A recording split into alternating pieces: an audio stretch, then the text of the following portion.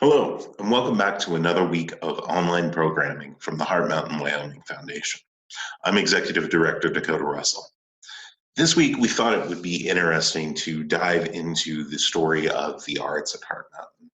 Hard Mountain is really interesting among the camps in that most of its population came from Los Angeles, and so musicians, performers, and artists were all kind of overrepresented here as opposed to the other camps. And so there was really, surprisingly, a vibrant art scene within Hard Mountain. I thought today we'd start by talking about one of the better known artists from Hard Mountain, which is Estelle Ishigo.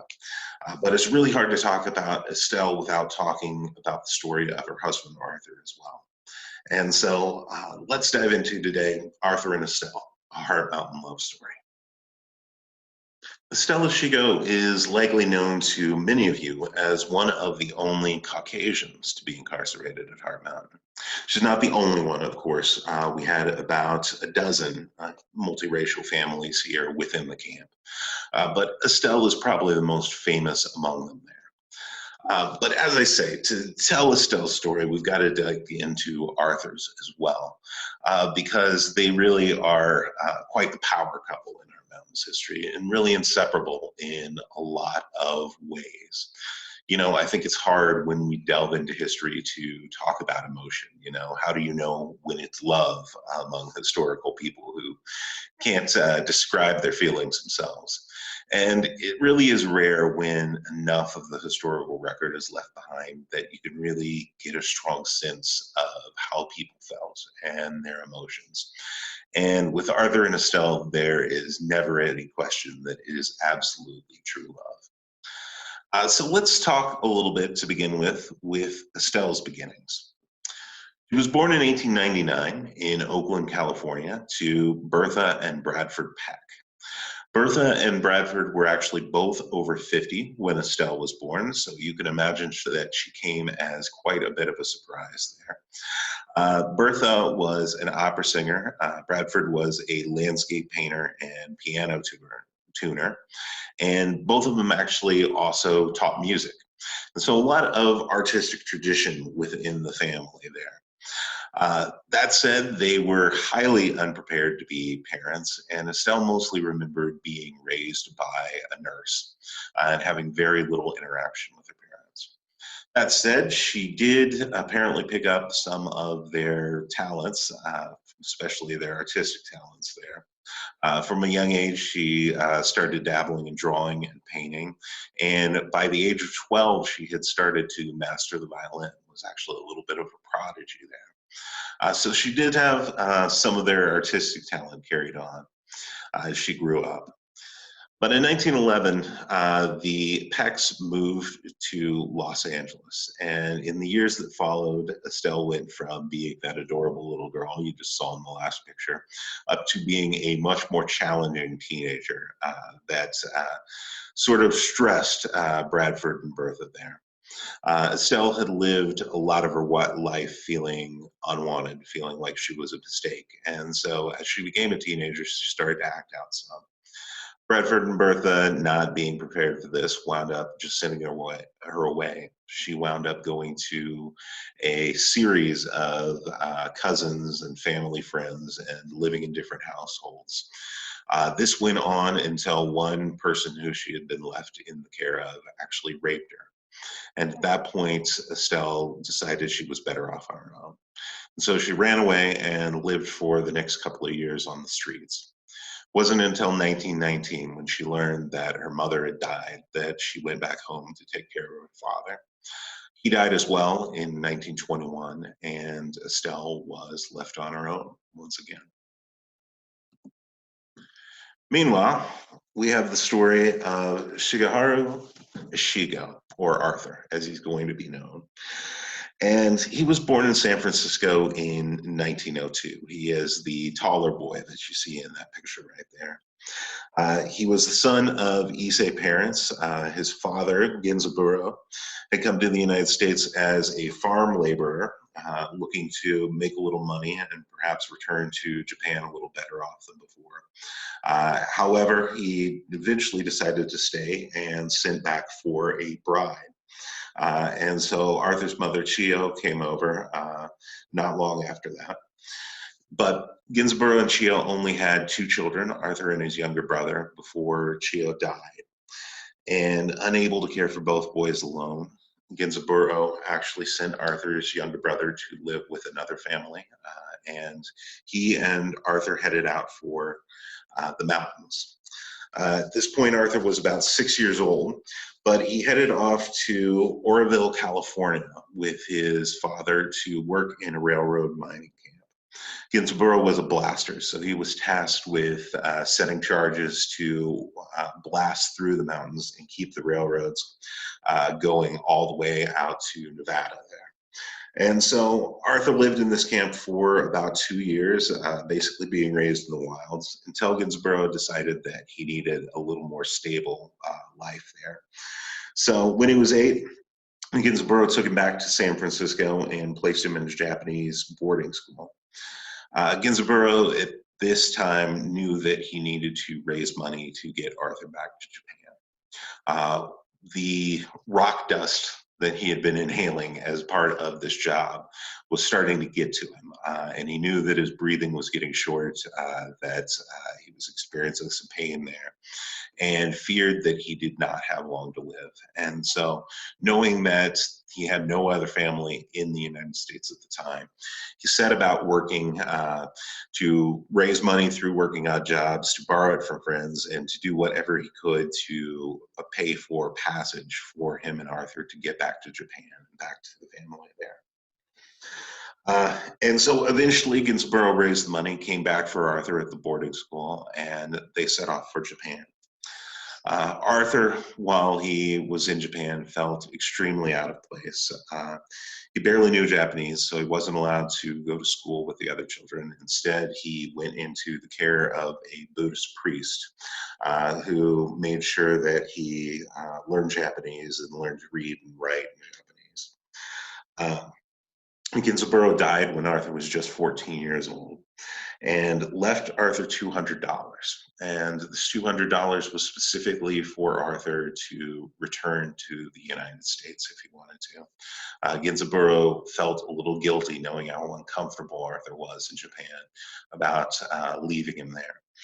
And so it was something that Arthur and his grandfather discussed quite a bit. His grandfather wanted him to stay there, but Arthur decided that America was where he belonged. And so he used his $200 to buy passage back and came back in the late 19-teens there and worked on farms and ranches for a little while in rural California before deciding that he was going to live out his dreams to become an actor. So he bought a motorcycle and drove into Los Angeles. There's Arthur in the early 20s there, about the time that he was embarking on his dream. Now, in the meantime, Estelle had found sort of a new makeshift family of her own. In the early 20s, she enrolled at the Otis Art Institute in Los Angeles. And among the students that she met there were a number of promising young Asian American artists that she quickly fell in with and became fast friends with. Those include Mijio Kubo there, Hideo Date, Bob Kuwahara, and Tyrus Wong. And these folks were actually going to become a fairly tight-knit group. They were a little bit of a hipster group, hung out down in Chinatown in a Chinese restaurant called the Dragon's Den, owned by Eddie C. And he actually agreed for them to be able to turn the upstairs space above the restaurant into sort of a gallery space in order to exhibit their work there. Binjio Kubo and Tyrus Wong on the ends there actually painted the entirety of the Dragon's Den in a big, Asian mythology-inspired mural down there. And it really became very much of a hipster hangout for them, and they became the cool kids about us there. And so Estelle fell in with this group here, and in fact began taking judo lessons, became a close friend of Nyogen Senzaki, who was really one of the first Zen teachers in the West, and started taking lessons in Zen from him, and really kind of fell into the Japanese American, Asian American culture that her friends were involved with there. Her friends also introduced her to someone they knew or from around, a Paramount Studios janitor and struggling actor by the name of Arthur Ishigo. And Estelle described that the first time that she saw him, despite all of the divisions between them, despite how much interracial romance was taboo at this time, that she fell in love at first sight. And so their courtship went very quickly, and things became serious really soon. They found themselves to be very much kindred souls, in addition to the arts. What they both really loved was being outdoors, and so a lot of times they take weekend trips outside of the city. Arthur was an avid fisherman and loved nature. Estelle shared her father's passion for landscape paintings, and so they would go out into the mountains and the woods, and they would just spend weekends out here, growing closer. And pretty soon they began to contemplate marriage. Now, that was an impossibility for them within California. The laws prevented it. But Arthur happened to be working part-time at that point as a chauffeur for a judge in Los Angeles.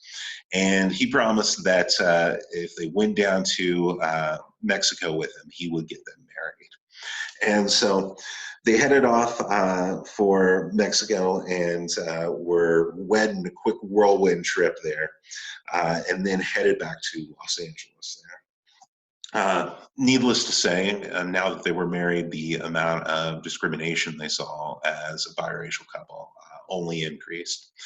And so they stuck really closely to the Japanese American community, where they were a little more accepted. They stuck a little closer to the arts community among their fellow Bohemians, where they were a little more accepted. But they began to start a life together. Estelle started teaching art classes for children in Hollywood there. Arthur continued to work at Paramount, although he kind of gave up his dream of being a leading man, grew a big long beard all the way down to his stomach there. But they settled down and were content for a while there. And then Pearl Harbor was bombed in December of 1941. Almost immediately, Arthur, along with all of the Japanese American employees at Paramount Studios, was dismissed and sent home and fired. Estelle was actually fired from her job as well at the Hollywood Arts Center, sheerly because she had a Japanese last name there. And it wasn't long after this that stories began to circulate that all of the Japanese Americans would be removed from Los Angeles and sent to camps. And this proved to be very, very true in the spring of 1942. Posters started going up in Arthur and Estelle Hollywood neighborhood, and they realized that they would have to register and report there. Arthur had to go into the military office and sort of register who he was, and then they assigned him about 7 days, told him a church to show up out in Hollywood, and then he was to be headed off to the Pomona Fairgrounds, which had been converted into sort of a makeshift camp while they were building the bigger camps. Estelle was absolutely beside herself. She couldn't figure out how to go on if Arthur had to leave indefinitely, and she was stuck there alone. So she wrote to the Army to ask if she could join him. And the Army wrote back and told her yes, but they said that if she did so, that she would be treated as any other incarceree, that there would be no special treatments inside of the camp. She wouldn't be allowed to come and go as she pleased. She would be, in the eyes of the law, another incarcerated Japanese American. And she decided that that was worth it. She decided that she would not abandon Arthur during this time, and that if that was what it took to stay by his side, she would do it. So when the time came, they both showed up with hundreds of other folks outside the church in Hollywood, and were headed off to the Pomona Assembly Center.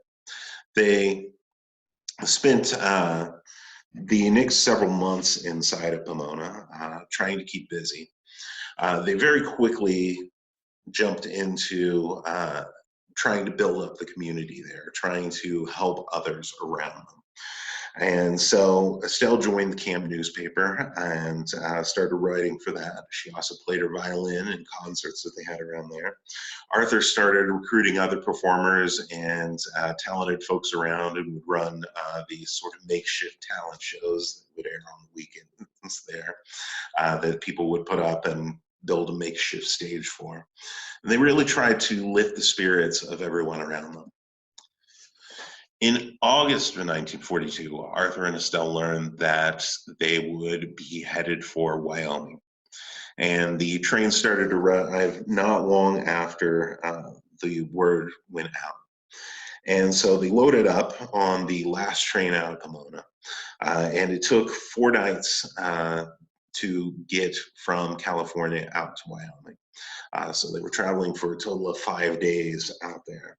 And on the 5th day, they spotted Heart Mountain for the first time. As you can imagine, it looked pretty bleak to them, but they were determined to survive here, as they had at Pomona there.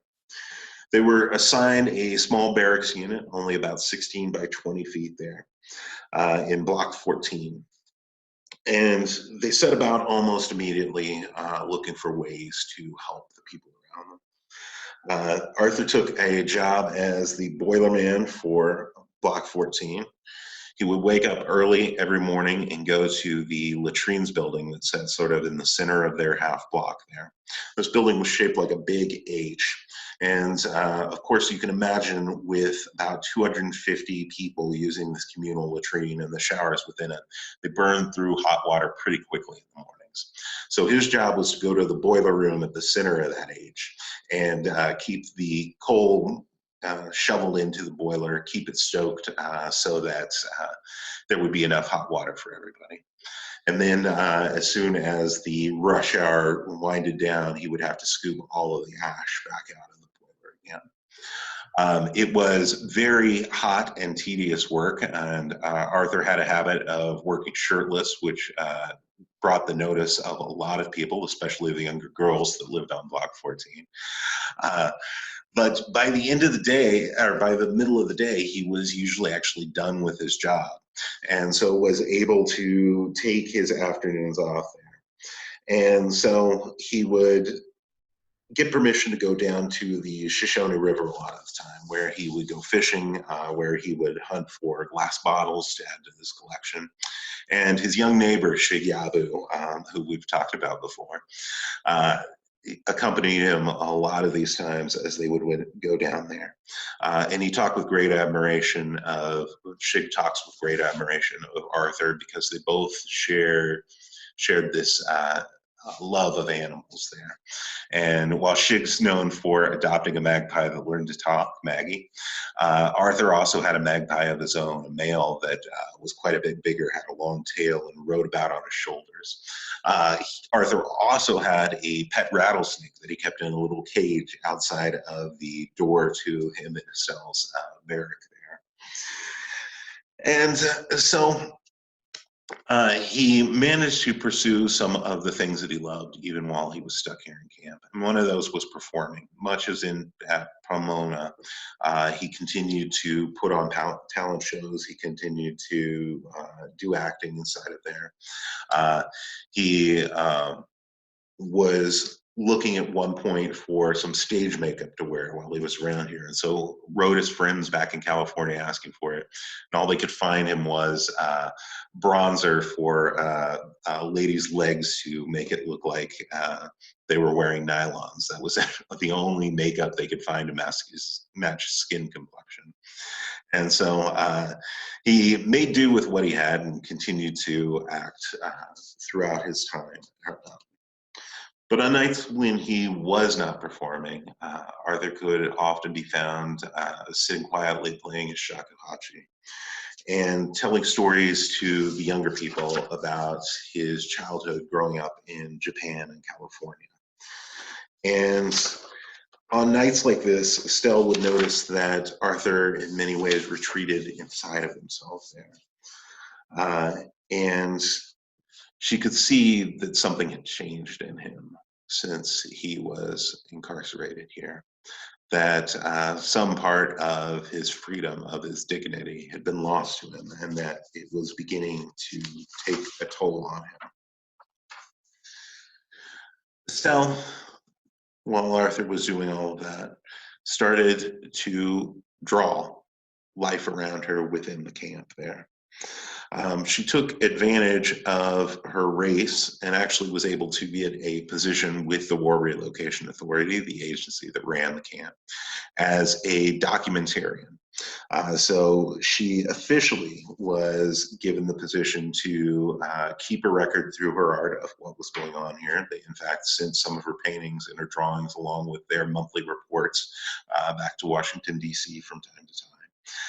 It only paid the maximum incarcerated wage of $19 a month, but it did provide her with materials and connections that she needed, and also allowed her to do something a little bit subversive, which we'll get into later there. But she had a plan to expose the ill treatment that the Japanese Americans were receiving at the hands of the government there. Part of her duties were also to help teach art around the camp. Along with her friends from Los Angeles there, she started to hold art classes for both kids and adults around the camp. They reasoned that this would give people something to do besides just sit around and feel at a loss and sort of spinning their wheels, worrying about what came ahead there. And so they began these classes. The one you're looking at right here is Binjio Kubo's life drawing class that he put on. He put out an advertisement for models early on, and he said that the only one who showed up was this boxer here. And so he became his model for the early days in the camp there.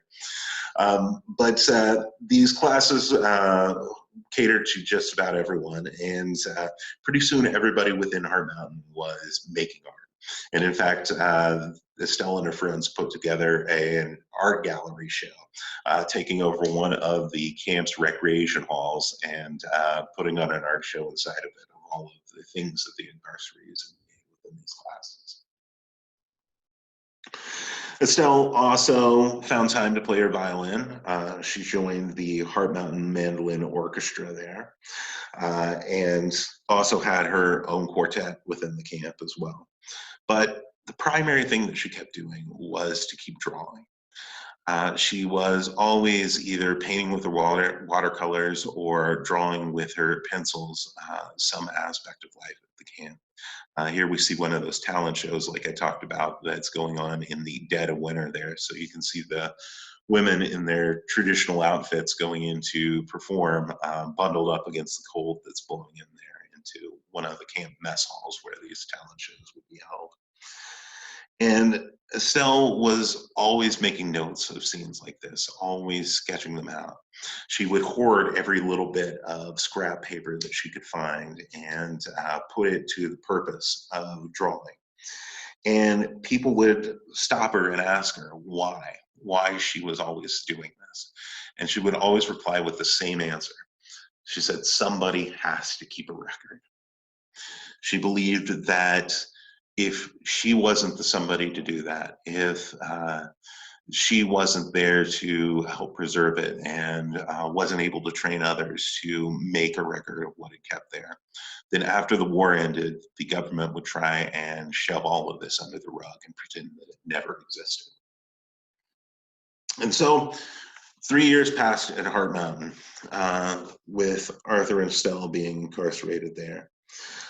They actually were probably a little more accepted, ironically, within the confines of Heart Mountain than they would have been out in the world around them, and it grew to become their own. And whenever someone would ask what the plans were as the camp was starting to wind down in 1945 and to prepare for closing up, they would say that their plans were to stay, that they weren't going to leave Heart Mountain, they were going to stay here and die here. But of course, that was not something the government was going to allow to happen. And so in November of 1945, Arthur and Estelle took the last train out of Heart Mountain. Estelle was ordered to turn in all of her drawings and paintings and writings over to the WRA before she left. She turned in a significant amount of them, but she took others and slipped them in between the layers of their clothes in their suitcases and took them out with her when she left in order to pursue her secretive project there. Since they had nowhere to go on the outside, the Ishigos eventually wound up moving into one of the trailer parks, sort of the halfway houses, kind of that the War Relocation Authority had set up back in California. The one that they lived in was just far enough outside of the city there that it was really hard to get a regular job inside of the city. And so pretty much the only means of income that anybody had there was working at the fish cannery, which was located near to them, near to the trailer park. And the money that you could make there was barely enough to make rent, which the government was now charging them. And so they were really stuck here in this trailer park for the next several years until eventually the government evicted them from there as well. But fortunately, Arthur had actually found a job at that time at the Los Angeles airport. And he made enough money there that Estelle was able to get them an affordable apartment back in Hollywood, and she was able to resume teaching art again. And this is around the time that she starts on this project that she's had in her mind since the very beginning when they were at Pomona.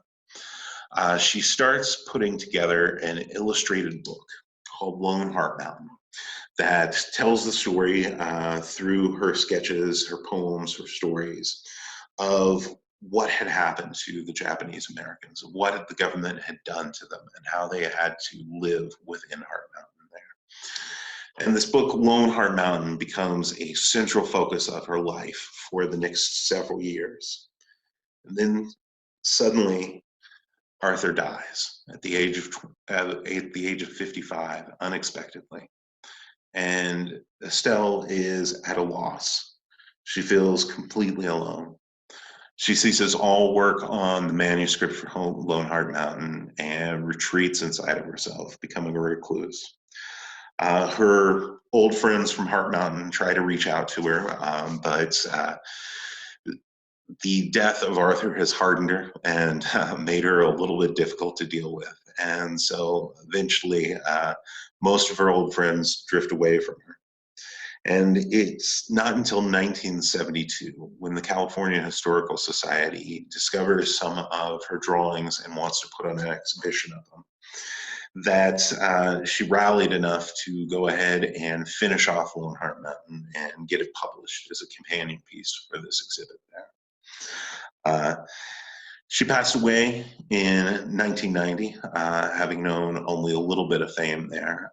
In her last few years, she was pretty well destitute until she was located by the Heart Mountain class of 47. This is the fictional class that would have graduated from Heart Mountain in 1947.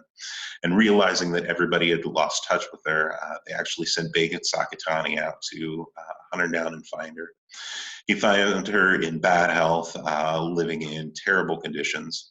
And so he and the class of 47 managed to put out another printing of the book and raise enough money to get her into a nursing home for her last few years.